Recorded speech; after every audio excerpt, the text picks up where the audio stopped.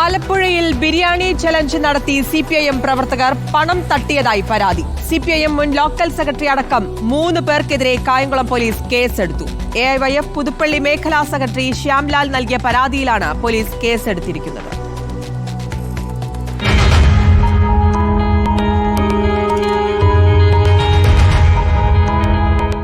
വയനാട് ദുരന്തബാധിതരെ സഹായിക്കാൻ ബിരിയാണി ചലഞ്ച് നടത്തി സ്വരൂപിച്ച പണം സിപിഎം പ്രാദേശിക നേതാക്കൾ തട്ടിയെന്നാണ് കേസ്. പുതുപ്പള്ളി മുൻ ലോക്കൽ കമ്മിറ്റി അംഗം സിബി ശിവരാജൻ, തട്ടേക്കാട് സ്വദേശി അരുൺ, അമൽരാജ് എന്നിവർക്കെതിരെയാണ് കായംകുളം പോലീസ് കേസെടുത്തത്.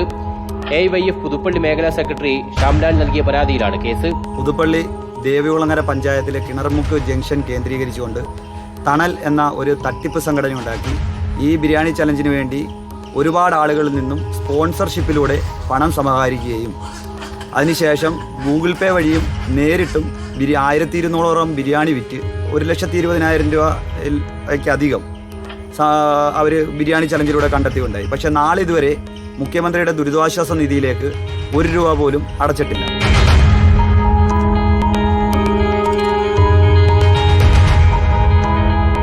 ബിരിയാണി ഉണ്ടാക്കിയതിലെ അപാകത മൂലം പണം പിരിച്ചു കിട്ടിയില്ല എന്നാണ് കേസിൽ ഉൾപ്പെട്ട പ്രാദേശിക നേതാക്കളുടെ പ്രതികരണം.